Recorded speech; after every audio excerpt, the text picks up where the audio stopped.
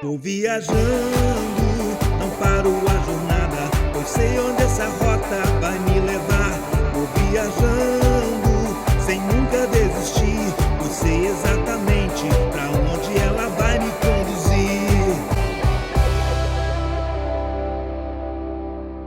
Olá, queridos, mais uma vez estamos aqui para esse encontro tão maravilhoso e essa viagem que a gente está fazendo, uma jornada espetacular na Rota 66 Espiritual, a nossa Bíblia Sagrada.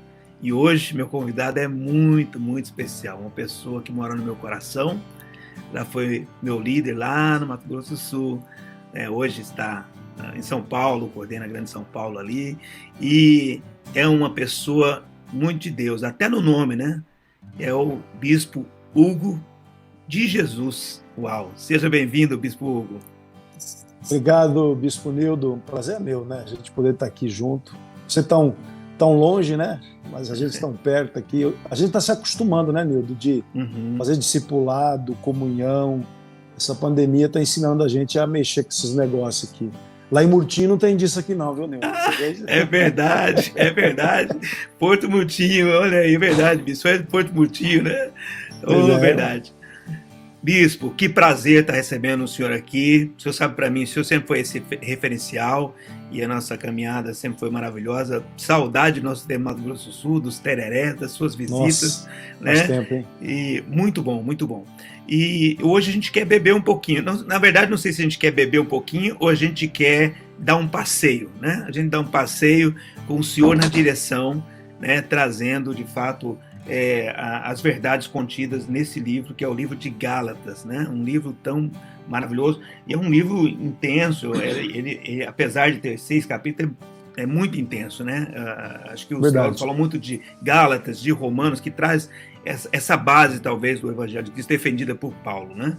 E eu gostaria de iniciar perguntando para o senhor justamente sobre esses destinatários, Gálatas, porque as pessoas ficam perguntando, às vezes, essa confusão.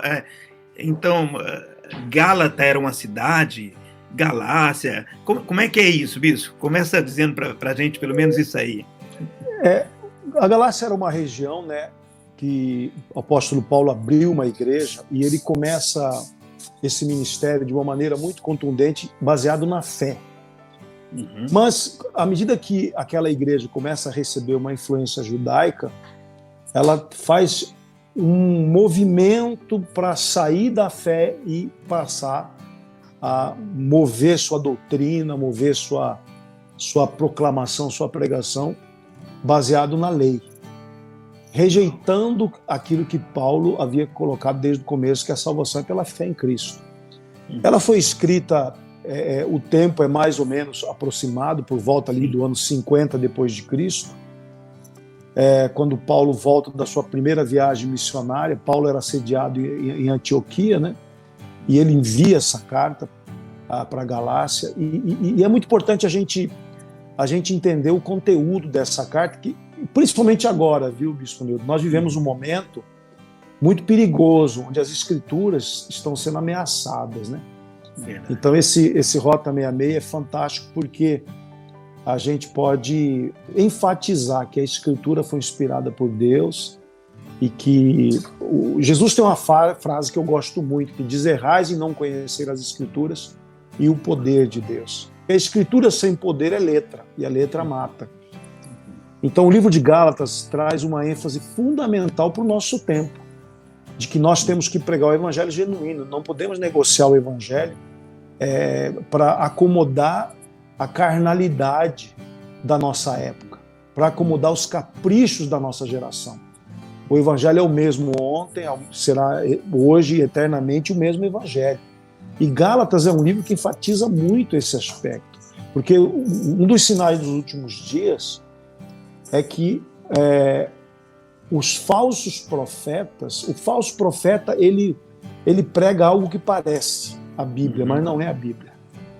E eu sempre digo que esse é um dos sinais lá de Mateus 24, para o princípio das dores, quando ele diz que muitos serão enganados pelos falsos profetas, porque eles apresentam um evangelho acomodado à carne de quem ouve, preocupado em outros objetivos que não é a salvação dos seus ouvintes. Porque o único evangelho que salva é o evangelho do Jesus crucificado e ressurreto, né? Aquele sangue derramado que nos lava e nos purifica de todo pecado.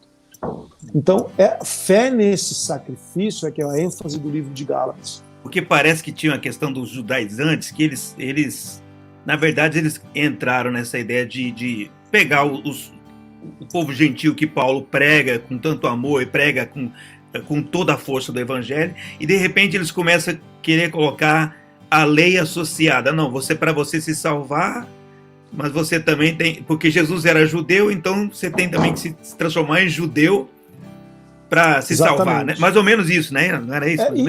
Estranho, porque essa região, né, era um povo que vivia no meio da Ásia, né, hoje Turquia. Até um dos lugares que eu tô devendo para Gisela, né, da gente visitar junto, é Turquia. Porque lá estão as 7 igrejas de Apocalipse, né, e tá a igreja da Galácia, né, tá lá. A igreja dos Gálatas, né, também estaria lá. Então é uma região longe de Jerusalém, né? Então, esquisito esse movimento, mas na verdade a gente vai entendendo que esses movimentos todos aconteceram para alertar o povo de Deus, para ensinar o povo de Deus, né? E porque quando Paulo começa o livro de Gálatas, né? Quando ele diz que ele recebeu essa revelação de Jesus Cristo, e Paulo ele está falando com muita autoridade, porque ele era judeu da linha dos fariseus, que era a linha mais radical dos praticantes da lei. Sim. Então Paulo era, vamos dizer assim, a pessoa mais adequada, mais qualificada para falar sobre essa questão de cumprir ou não a lei, já que ele havia sido doutrinado aos pés de Gamaliel. Entendeu? Então, Gamaliel era um dos mestres mais respeitados, né? Dos mestres judeus da época, dos ensinos judaicos. E o apóstolo Paulo, ele, com toda essa autoridade espiritual, ele confronta. E ele, na verdade, ele teve o livro narra, né, até uma dificuldade que ele teve, porque Pedro foi visitar ali em Antioquia, e Pedro estava lá com eles, comendo, porque o judeu não se mistura com o gentio, né? Mas Pedro estava lá comendo com eles, estava tendo comunhão, relacionando. De repente chega alguém de Jerusalém, da parte de Tiago, irmão de Jesus, que era judaizante, né? Que você lê no livro de Tiago isso. E Pedro começa a dissimular e sair do meio dos gentios. E Paulo, ele narra isso no livro de Gálatas. Paulo não aceita, né? Dá uma bronca pública em Pedro. Olha que ousadia de Paulo, né? Já que força, né? Que força, né, de Paulo, né? No que ele cria e no que tinha sido revelado a ele, né? A força dele confrontar Pedro, né? Uma das colunas, das principais colunas, né, da igreja, né? Mostrando, Bispo Nildo, que essa questão do legalismo, é lei ou é graça, é uma confusão mesmo, né? É uma coisa confusa no meio evangélico, e nós precisamos falar sobre isso. A Gisela, que gosta de falar uma frase que eu acho muito importante, ela diz que a graça é Deus estendendo a mão ao quebrantado, ao arrependido, aquele que não quer mais pactuar com o pecado, aquele que tem uma decisão interna de servir a Deus, de ser fiel a Deus. A graça não está para o mal intencionado, para aquele que tem intenções dúbias em sua alma, né? Mas a graça, ela é o instrumento que Deus estende sobre o arrependido. Eu acho essa definição muito importante, né? E o apóstolo Paulo, no livro de Gálatas, ele começa o livro de Gálatas com um ponto que eu acho importante ser destacado, né? Que é quando ele diz aqui o qual Jesus, né, se entregou a si mesmo pelos nossos pecados, para nos desarraigar deste mundo perverso, segundo a vontade do nosso Deus e Pai. Eu entendo que o livro de Gálatas quer trazer um princípio, um conceito que vai arrancar a raiz da nossa alma que está linkada ao mal, que está viciada em pecado, né? Então o poder do Calvário, ele é poderoso para tirar as raízes profundas da nossa cultura, da nossa tradição, da nossa velha maneira de entender né, a vida, de entender o próximo, de entender o Criador. Então, o livro de Gálatas, ele inaugura o livro já batendo nesse princípio, né, dizendo que o Evangelho vem para nos arrancar as raízes malignas da nossa alma, porque nós precisamos ser enxertados na oliveira, né, para recebermos a influência de uma nova raiz que vem por meio de Cristo nosso Senhor, né? Então, eu creio que é importante a gente ressaltar isso já no primeiro capítulo, né? E ele já no primeiro capítulo também, ele já começa a desafiar os Gálatas. Ele diz: como é que vocês já desviaram do evangelho que eu preguei para você para outro evangelho? Deus. E aí ele fala uma frase que ele diz: olha, eu não recebi o evangelho de homem nenhum, eu recebi do próprio Jesus Cristo. E aí ele solta a frase que é complicada para muitas seitas que existem hoje, muitas heresias. Ele diz assim: ainda que um anjo vindo do céu vos pregue o evangelho que vá além do que vos tenho pregado, seja anátema. Meu Deus. Então, ele bate duro nessa questão, que eu acho que é importante hoje ser ressaltado. Daí a importância desse livro para nós hoje, de nós alinharmos nosso coração com a palavra de Deus. Né? Eu creio que a fé vem pelo ouvir da palavra. Então é tempo de receber as revelações necessárias para esse tempo, para que tenhamos palavra que vai gerar uma fé que será suficiente para enfrentarmos o que nós precisamos enfrentar. Porque a fé vem pelo ouvir. Então existem revelações preparadas para esse tempo que vem pela palavra genuína. A fé não pode vir com uma palavra contaminada. Por isso, quando eu falo dos falsos profetas, quando eles pregam o evangelho que parece que é evangelho, mas não é, então eles pregam uma palavra que parece, mas não é. Então essa palavra não gera fé. E sem fé, você não resiste ao diabo. Lá em Pedro diz: resistir os firmes na fé. Né? Então nós resistimos ao diabo através da fé. Como o homem não tem fé, já que ele ouve falsos profetas, ele não resiste ao diabo. Como ele não resiste ao diabo, ele cai em engano.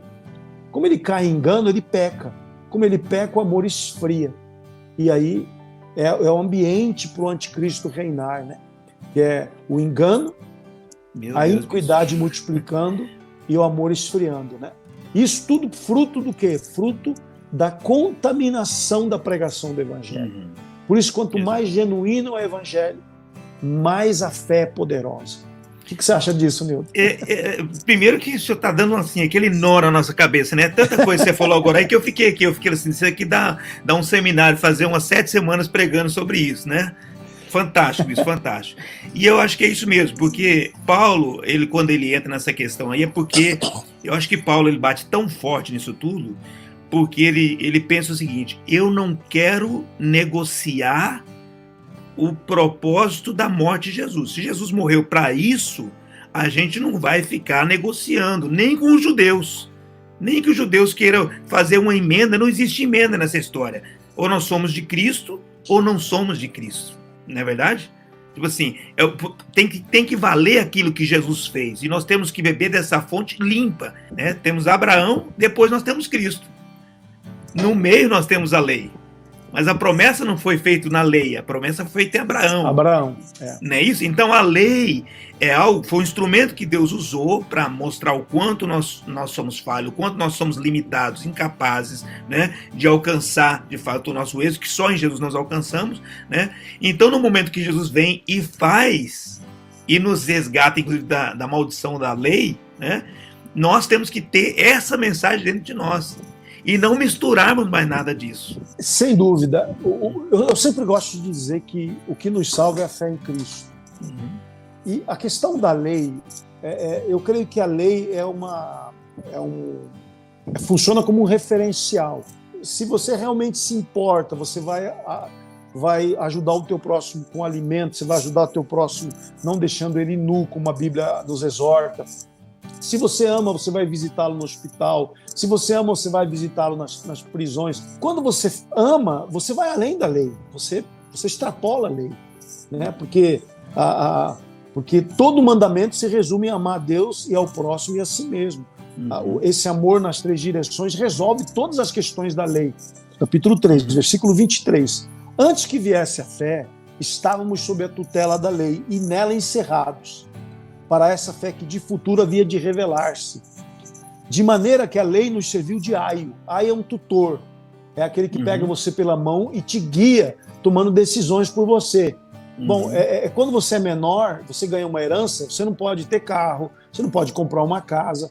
O teu tutor é que vai comprar casa, vai te alimentar, vai te colocar na escola, ele vai pagar tuas contas. Então, a lei nos serviu de aio para nos conduzir a Cristo, a fim de que fôssemos justificados pela fé, né? Quando ele diz que a lei me serve de tutor, a lei é uma tutora para aquele que quer acertar.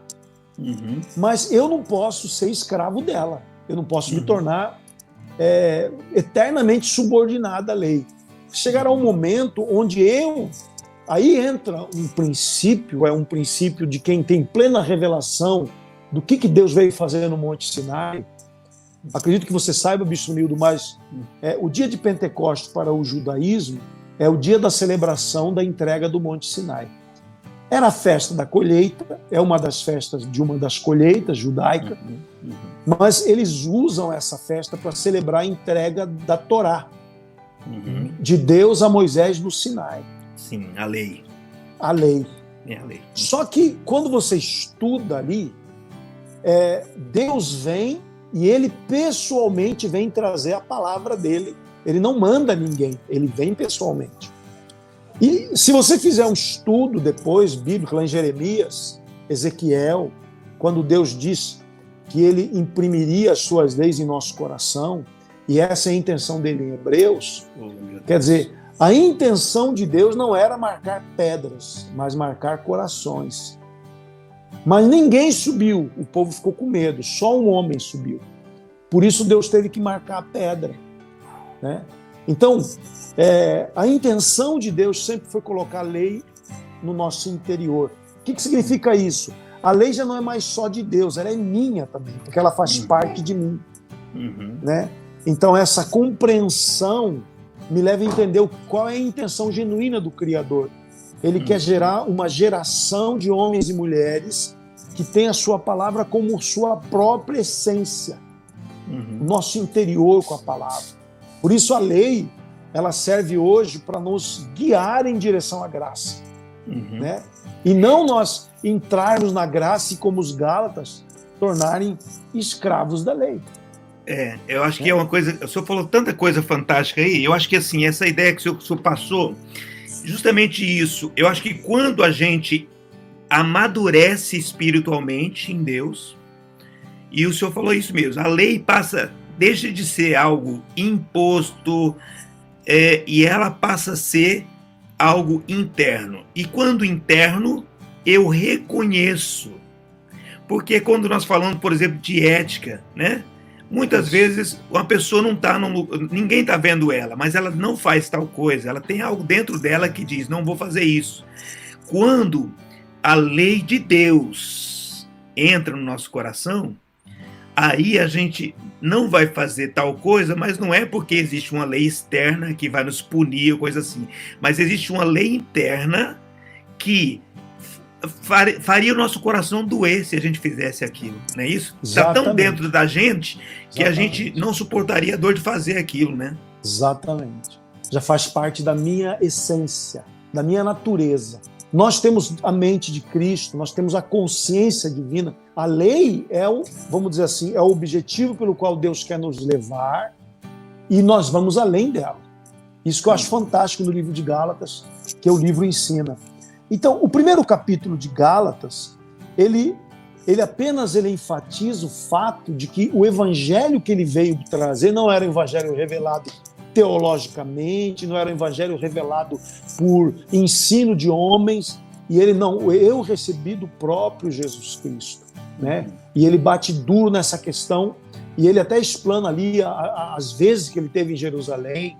Ele não fez isso por soberba nem por arrogância, mas para mostrar a raiz da sua inspiração, que foi divina. Ele não foi ter aulas com Pedro e Tiago e João, ele foi compartilhar o que todos eles receberam de Deus, não é isso? Sem dúvida, sem dúvida. E o mais importante, né, é que Paulo, pelo conhecimento que ele tinha da lei, ele alcançou a revelação de Abraão e que ele relata no livro de Gálatas. Uhum. Isso que você acabou de falar. Deus fez uma aliança eterna com Abraão. Uhum. Ele nunca vai quebrar essa aliança. Agora, a aliança com Israel, ele quebra. Tanto que ele diz no livro de Ezequiel, no livro de Jeremias, no livro de Isaías, que ele teve que dar carta de divórcio para Israel, porque Israel não foi fiel a ele. Meu Deus, né? Que coisa, né? Mas para Abraão não. Abraão ele não deu carta de divórcio. Por isso que nós temos que entender, né, que o acerto de Deus serão em 3 dimensões. O acerto de Deus ele vai ser com as nações, que fracassou com Noé, né, com os descendentes de Noé. O acerto com Israel, que foi a aliança que fez com Moisés. Uhum. E o acerto com a igreja, que ele está fazendo agora, nesses dias de pandemia. Porque eu creio que o conserto que Deus vai fazer são nessas 3 medidas. Né? Que a Bíblia fala lá no livro de Mateus, que o reino de Deus é como se um fermento fosse colocado em 3 medidas de farinha. Que aqui fala do acerto de Deus. Então, quando a gente estuda o livro de Gálatas, nós percebemos que um Deus que ele enfatiza através de um judeu, fariseu, que conhecia profundamente a lei, que Deus havia rompido com Israel. E Deus estava tendo agora o seu tempo, o tempo da graça, com a desposada de Jesus Cristo, a igreja. A igreja era o assunto do momento. Israel havia sido quebrada a aliança. Por isso que vem agora, eu creio, 7 anos de tribulação, porque Deus promete em Ezequiel capítulo 4 que ele vai resgatar Israel. Uhum. Só tem um problema. Quando uma mulher é repudiada, ela não pode casar de novo com o mesmo marido. Meu Deus, e aí? Agora você vai ter que resolver isso aí mesmo. Como é que Deus vai resgatar Israel? Agora Já o que senhor Deus vai a ensinar. repudiou. Né? O que eu acho importante a gente falar... Agora você deixou essa aí. Né? Por que eu estou abordando esse assunto? Uau. Porque no capítulo 3, quando ele fala que nós é que somos filhos da Sara, e Israel é filho de Agar, Israel é filha da escrava. Ah, ele faz essa comparação, muito bem. Escrava. Por isso que eu estou abordando isso. Uhum. Porque Deus quebra a sua aliança com Israel. E ele dá a carta de divórcio. Chama Israel da mulher adúltera, da escrava. Da escrava. Que é escrava com seus filhos. Né? Uhum. Que é a Jerusalém terrena. E isso é tão forte, né? Que é importante nós entendermos que quando Deus vai resgatar a igreja, e por isso que eu creio que o arrebatamento vem, porque o arrebatamento é o ponto final com a igreja, porque Deus está preparando a sua igreja. Por isso que eu creio que esse tempo que nós estamos isolados, que nós estamos em quarentena no planeta inteiro, e o mundo cristão pregando o evangelho como nunca, eu tenho ouvido falar... Meu Deus. Né? Você estava ouvindo um culto nosso em Boston, né? Olha só, nem eu imaginava. Que culto maravilhoso. A gente ficou ligado, a gente se ligou. O mundo inteiro está conectado agora, né? Impressionante. Conectado. Mateus 24:14, esse evangelho do reino será pregado a todas as nações. Então, o evangelho está saindo, está sendo pregado. Por isso, eu creio que esse aperto que a igreja está vivendo agora, uma aparente perseguição, todos odeiam os evangélicos, somos discriminados, somos os fundamentalistas, nós somos os que atrapalham a evolução da sociedade. Então, hoje o ambiente é para quebrantar a igreja, porque Deus está acertando as contas com a igreja. E ele vai tomar a igreja. Aí ele vai partir para acertar com Israel. Como é que ele vai fazer para resgatar alguém que ele rejeitou por carta de divórcio? Porque o homem não pode tomar de volta. Deus vai contrariar a sua própria lei? Né? Como é que alguém... Aí a própria Bíblia dá, dizendo que a única maneira daquela mulher é ela morrer. Então a única maneira de Israel ser resgatada é ela nascer de novo. Como é que ela vai nascer de novo? quando ela receber Jesus como Messias verdadeiro, aí ela nasce de novo. Aí é uma nova Israel. Aí Deus pode renovar a aliança com essa nova Israel. Agora o senhor consertou, porque eu fiquei pensando, o que vamos resolver esse negócio? Ele vai deixar uma pergunta que o pessoal não consegue responder. Maravilha, bispo. Tem que nascer de novo. Então Israel vai nascer de novo, né? Em nome porque de vai Jesus, reconhecer. Por isso os 144 mil de Apocalipse, né, diz que saem, que eles proclamam Jesus como Messias. Então, ainda que Israel seja como pó da areia, mas apenas o remanescente será salvo. Então, levantar-se-á em Israel o mundo judaico que vai reconhecer Jesus como Messias. Eles vão nascer de novo, como nós nascemos de novo. Então, por isso, Deus vai poder resgatá-los. Porque eles serão uma nova nação. Ô, bispo, é uma feijoada que você está trazendo aí, né? É uma feijoada. Mas vamos lá, bispo, vamos correr um pouquinho mais aí. Eu queria que você falasse um pouquinho sobre essa questão do viver na carne ou viver no espírito. Eu queria que o senhor passasse um pouquinho mais para a gente sobre isso, na sua concepção. Porque quando Paulo apresenta o Evangelho de Cristo, ele diz que o homem nunca vai ser justificado pelas obras da lei. Né? Então, não é a liturgia da lei que me fará alcançar o projeto divino. Qual é o projeto divino através do Evangelho? Né? O que Deus veio trazer? Quando Jesus conversa com Nicodemos, ele fala que é necessário nascer de novo, ali ele mostra que o objetivo do Evangelho é devolver para a humanidade o homem espiritual. Porque somente o homem espiritual consegue produzir obras de justiça. As obras de justiça que o reino de Deus necessita que seja implantado na terra, somente através do novo homem, gerado em Cristo. E esse novo homem gerado em Cristo é somente pela fé nele, pelo seu sacrifício, e não pela prática das obras da lei. Então, quando eu creio em Jesus, aí ele diz no capítulo 2 de Gálatas, né? Ele diz assim no versículo 16, sabendo, contudo, que o homem não é justificado por obras da lei, e sim mediante a fé em Cristo. Né? Também temos crido em Cristo Jesus para que fôssemos justificados pela fé, não por obras da lei, pois por obras da lei ninguém será justificado. E aí ele diz assim, porque eu, mediante a própria lei, morri para a lei, a fim de viver para Deus. Estou crucificado com Cristo. E ele diz, logo, já não sou eu quem vive, mas Cristo vive em mim. E esse viver que agora tenho na carne, vivo pela fé no Filho de Deus, que me amou e a si mesmo se entregou por mim. Então, quando eu creio em Jesus, o meu velho eu morre. E aí o meu viver na carne não tem mais nenhum valor. O que tem um valor? É a nova criatura em Cristo, porque já não sou eu que vivo, mas Cristo vive em mim. E aí, queridos, teríamos que pular 2 capítulos, né? Quando ele diz no capítulo 5 sobre essa questão de viver na carne, de viver no espírito, porque toda a questão é a seguinte: se eu acredito que eu consigo produzir obras para Deus, aqui está a questão, boas obras ou obras para Deus? Porque o homem na carne produz boas obras, mas não são obras em Deus. A única obra que Deus aceita é aquela que ele preparou de antemão para nós. Muito bem, capítulo 3. Eu vou ter que fazer, agora vou ter que fazer um parênteses aí, vamos colocar uma figura, uma alegoria aí, né? Eu acho que eu sempre falo isso, é uma pregação que eu amo fazer, sobre estar conectados com Cristo, e eu falo o seguinte, que é aquela questão de Marta e Maria. Marta, não queria dizer que Marta estava fazendo uma coisa má para Jesus. Ela só não estava fazendo aquilo que ele esperava que ela fizesse, que ele tinha de antemão preparado. Maria, sim, porque Maria estava aos pés.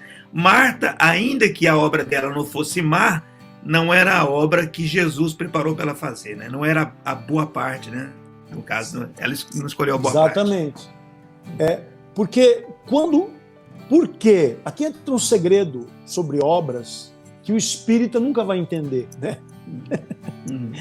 Porque as boas obras, elas são feitas, Mas Deus, ele preparou para nós. Por que isso, né? A gente pensa, por que Deus fez assim? Porque Deus não quer que ninguém se glorie diante dele. Porque quando eu faço uma obra em Deus, já não sou eu que faço, mas o Cristo que vive em mim que faz. Então, toda honra, toda glória é daquele que faz, é de Deus, é do Senhor. Então, as boas obras que eu faço, elas vêm de Deus. E é de Deus o querer e é de Deus o realizar. Filipenses. Então, quando eu produzo obras em Deus, a obra é Deus que está produzindo. E toda a glória sempre vai para Ele. A glória nunca é do homem. Né? Então, essas são as verdadeiras boas obras, ou as verdadeiras obras de justiça. Porque nas bodas do Cordeiro só vão participar aqueles que estiverem vestirem com obras de justiça. As obras de justiça é Deus que faz por nós e em nós, né? E através de nós. Então eu creio que esse pormenor fundamental é o que o livro de Gálatas coloca para todos nós, né? Quando nós entendemos que quando eu sigo a Deus pela lei, eu estou fazendo isso como homem carnal, homem terreno, através da minha disciplina, do meu esforço. Então a glória é minha. Isso não serve nada no reino. Agora, eu pela fé em Cristo, eu morri, Cristo vive em mim, Ele me habita meu coração, Ele me fortalece, Ele me convence do pecado, Ele age na minha vida e através de mim Ele age e Ele produz boas obras. Então já não sou eu que faço, é Ele que faz. Então, da mesma maneira que quando o homem faz obras através do seu esforço pessoal, não é Deus que está fazendo essa obra, é o homem. Então, Deus não quer boas obras, Deus quer obras em Deus. Uau, meu Deus. Bom isso, né? Meu Senhor, bispo. É isso mesmo, é isso mesmo. É quase que falasse, quando a gente fala de dízimo e oferta, a gente usa aquele versículo, né? Pois tudo vem de ti. E nós só te devolvemos aquilo que o Senhor já nos deu. Então, eu acho que se a gente usasse isso no contexto da nova criatura, é isso. A nova criatura acredita, tem fé, vive por isso, que tudo que ela vive e faz vem de Deus. E o fruto que ela devolve aquilo que Deus mesmo deu a ela. Né? Sem dúvida. Gálatas capítulo 5, no primeiro versículo, diz: foi para a liberdade que Cristo nos libertou. Permanecer, pois, firme, não vos submetar de novo a jugo de escravidão. Quando o homem ele é carnal e ele é terreno, e ele confia na sua carne, e é isso que Paulo enfatiza: eu não confio na minha carne. Porque quando o homem tem essa presunção, ele vai produzir obras segundo o seu esforço pessoal. E toda obra do homem terreno é obra de escravidão, é obra contaminada, é obra que tem uma raiz errada. Então, por isso que a obra que Deus espera é da nova criatura. Capítulo 5, versículo 6, pois em Cristo Jesus nem a circuncisão e nem a incircuncisão tem valor algum, mas a fé que atua pelo amor. Né? As obras produzidas pelo amor da nova criatura glorificam o Criador. Essas obras é que Deus espera, porque essas obras são justas, essas obras harmonizam. Quando o homem ele produz justiça, ele equaliza, ele harmoniza. Quando ele produz injustiça, ele começa a trazer caos, que vai trazer destruição. O objetivo, então, em Deus era justamente que a gente fosse esse sal e essa luz, né? Que traz para o mundo essa harmonia, né? É isso? Assim, porque se a gente é luz, a gente é que vai trazer a condição da ordem, né, no ambiente, porque nós somos luz, onde se pode enxergar onde está errado, onde não está, onde acidenta, onde não está. E quando somos sal, né, nós conservamos aquilo, os valores que Deus trouxe, né, que devem se manter conservados. Né? Quando eu ando na presença do Espírito, ou no Espírito, como diz aqui em Gálatas 5,16, e ele diz que a minha carne, o homem carnal, ele milita contra o Espírito, né? Então, a caminhada cristã, para mim, é a conversão da alma ao Espírito. A minha alma, ela é treinada na carne, ela é viciada em pecado. Então, a luta da fé diária é a conversão da minha mente, das minhas emoções e dos meus desejos ao espírito. Porque o objetivo da caminhada cristã é harmonizar corpo, alma e espírito. E tudo começa no espírito.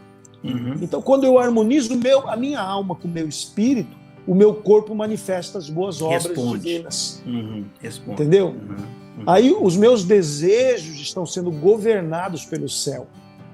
Porque a guerra espiritual que existe é pelo desejo humano. Porque é o desejo humano que produz obras. Então, se eu tenho comunhão com o Espírito, o meu espírito entra em harmonia com a minha alma. E essa harmonia produz boas obras. Né? Sim. Por isso que ele fala, andai no Espírito e jamais cumprirei os desejos descontrolados da carne. Porque o homem carnal não tem governo sobre os seus desejos. E aí quem come os desejos do homem desgovernado é Satanás. João capítulo 8, quando Jesus fala disso. Vós sois do diabo, porque vocês satisfazem o desejo do diabo. Então, o desejo desgovernado do homem é para alimento de demônios.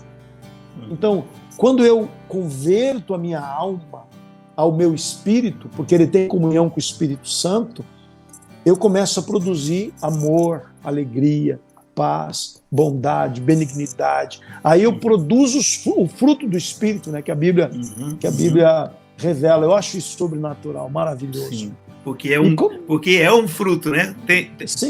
Tem tudo nele, né? Tem tudo nele. Tudo nele. Não há um esforço disso ou daquilo. Quando você atinge o fruto do Espírito, está tudo nele, né? Tudo que você precisa no seu dia a dia está nele, né? E aí você não está preocupado com a lei mais. A lei aqui já não é mais um ponto importante. Porque se você está no Espírito, você vai extrapolar a lei. A tua justiça será além da lei. Né? E o livro de Gálatas ele é tremendo nessa revelação, né? nessa coisa poderosa. E aí no capítulo 6, ele fala sobre a lei da semeadura, que eu acho importante, e muito em função do meu olhar para o próximo. Quando ele diz, né, se eu olhar o meu irmão que errou, eu preciso olhar ele com olhar de mansidão, olhar de ajuda, olhar de compaixão. E ele fala, levai as cargas uns dos outros, e assim cumprireis a lei. Sim. Quer dizer, eu ajudando o meu próximo, me comprometendo com o meu próximo, me envolvendo com o meu próximo, carregando a carga dele, eu vou cumprir a lei. Né? Quer dizer, é fantástico. Ele chama de lei de Cristo, já não é mais a lei judaica, mas a lei de Cristo, que é amar o próximo como a si mesmo. Então, isso é muito importante, né? Se libertar da lei judaica e entrar na lei de Cristo. Você não abandonou a lei judaica. Na verdade, você tem algo superior. Né, que extrapola, como você fala. Amém. Que extrapola, não é isso? Exatamente. E quando ele fala sobre a semeadura, né, no capítulo 6,6, e ele fala claramente, né, que se você semear na carne, você vai colher na carne. Mas se você semear no espírito, isso é caminhada cristã, né?